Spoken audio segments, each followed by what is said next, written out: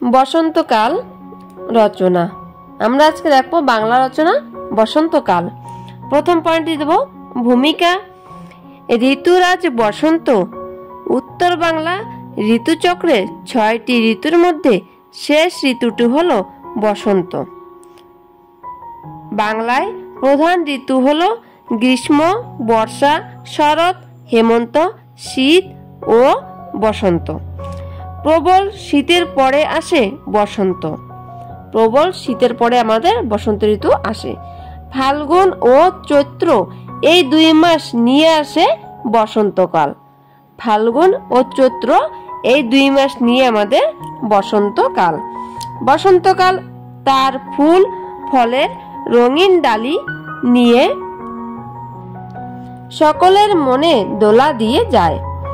বসন্তকাল তার ফুল ফলের রঙিন ডালি নিয়ে সকলের মনে দোলা দিয়ে যায়। 6টি ঋতুর মধ্যে বসন্ত চির রঙিন, তাই একে ঋতুরাজ বসন্ত বলা হয়।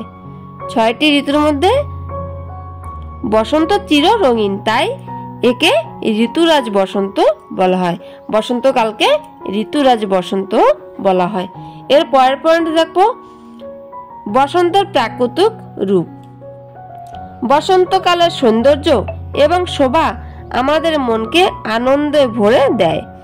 বসন্তকালের সৌন্দর্য এবং শোভা আমাদের মনকে আনন্দে ভরে দেয়। এই ঋতুর শুরুতে হালকা শীতের আমেজ থাকে। এই ঋতুর শুরুতে হালকা শীতের আমেজ থাকে। বসন্তের প্রাকৃতিক শোভা সকলের প্রাণে আনে আনন্দ। পাতাঝরা গাছগুলোতে নতুন পাতা জন্মায়। পাতাঝরা গাছগুলোতে নতুন পাতা জন্মায়। আম গাছে মুকুল ভরে যায়। গাছে গাছে কৃষ্ণচূড়া, পলাশ, চারিদিকে কোকিলের কুহু কুহু ঝড়। ডানায় দেয় বসন্ত এসে গেছে, জানান দেয় বসন্ত এসে গেছে। প্রজাপতির আনাগোনা দেখা যায় ফুলের উপর। আম গাছে মুকুল ভরে যায়। গাছে গাছে কৃষ্ণচূড়া, পলাশ, চারিদিকে কোকিলের কুহু কুহু রব, জানান দেয় বসন্ত এসে গেছে। প্রজাপতির আনাগোনা দেখা যায় ফুলের উপর। এর পরের পয়েন্টটি ফুল ফল। বসন্তের ফুল এবং ফল। এই সময় বড় দিঘাতে বা পুকুরে পদ্মর মেলা বসে। বসন্তকালে পুকুরে পদ্মর মেলা বসে। দিঘাতে বা পুকুরে পদ্মর মেলা বসে। গন্ধরাজ, চাপা, দোলন চাপা ফুল এই সময় বাতাসে গন্ধ ছড়িয়ে বসন্ত ঋতুকে সুন্দর সাজে সাজিয়ে দেয়। গন্ধরাজ, চাপা, দোলন চাপা ফুল এই সময় বাতাসে গন্ধ ছড়িয়ে বসন্ত ঋতুকে সুন্দর সাজে সাজিয়ে দেয়। এবার দেখো আমরা শাকসবজি। এই সময় সবজি ঢেঁড়স, ঝিঙে নতুন সবজি হিসাবে বিক্রি হয়। এই সময় সবজি বাজারে ঢেঁড়স, ঝিঙে নতুন সবজি হিসাবে বিক্রি হয়। কাঁঠাল গাছের এঁচড় এই সময় অন্যতম সবজি হিসেবে বিক্রি হয়। আমাদের কাঁঠাল গাছের এঁচড় এই সময় অন্য সবজি হিসাবে বিক্রি হয়। বসন্তকালের উৎসব। বসন্তের অন্যতম উৎসব হলো দোলযাত্রা। বসন্তর অন্যতম উৎসব হলো দোলযাত্রা। এই উৎসবে মধ্যে দিয়ে রং ছড়িয়ে আবির মেখে বসন্ত ঋতুকে বরণ করে নেয় বসন্ত প্রেমী মানুষ। বসন্তের অন্যতম উৎসব হলো দোল যাত্রা।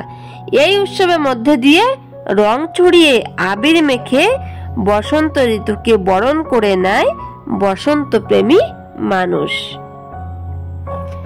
এটি হোলি উৎসব নামেও পরিচিত। দোলযাত্রা হোলি উৎসব নামেও পরিচিত। এছাড়াও বাসন্তী পুজো অনুষ্ঠিত হয় এই সময়। এই সময় আর বাসন্তী পুজো অনুষ্ঠিত হয়। বছরের শেষ উৎসব গাজন এই ঋতুর প্রিয় উৎসব। গাজন হলো এই ঋতুর প্রিয় উৎসব। চড়ক পূজার মাধ্যমে নতুন বছরকে আগমন জানিয়ে এই ঋতু শেষ হয়। চড়ক পূজার মাধ্যমে নতুন বছরকে আগমন জানিয়ে এই ঋতু শেষ হয়। রোগ। বসন্তকালের রোগ। এই ঋতুতে বিভিন্ন রোগের প্রাদুর্ভাব ঘটে। এই ঋতুতে বিভিন্ন রোগের প্রাদুর্ভাব ঘটে। আর তার মধ্যে অন্যতম রোগ হলো হাম বসন্ত। তার মধ্যে অন্যতম রোগ হলো হাম বসন্ত। এছাড়াও এই সময় বিভিন্ন মশা বহিতে রোগের প্রাদুর্ভাব ঘটে। এছাড়াও এই সময় বিভিন্ন মশাবাহিত রোগের প্রাদুর্ভাব ঘটে, যেমন ম্যালেরিয়া, ডেঙ্গু ইত্যাদি। এই ঋতুতে বিভিন্ন রোগের প্রাদুর্ভাব ঘটে, তার মধ্যে অন্যতম হলো হাম বসন্ত। এছাড়াও এই সময় বিভিন্ন মশা বাহিত রোগের প্রাদুর্ভাব ঘটে, যেমন ম্যালেরিয়া, ডেঙ্গু ইত্যাদি। শেষ পর্যন্ত আমাদের উপসংহার। ঋতুরাজ বসন্ত যাওয়ার আগে দুহাত ভরে দিয়ে যায় নতুন একটা বছর। ঋতুরাজ বসন্ত যাওয়ার আগেও দুহাত ভরে দিয়ে যায় নতুন একটা বছর। বৈশাখীর আনন্দে বাঙালিকে মাতিয়ে বিদায় নেয় ঋতুরাজ বসন্ত। বৈশাখীর আনন্দে বাঙালিকে মাতিয়ে বিদায় নেয় ঋতুরাজ বসন্ত।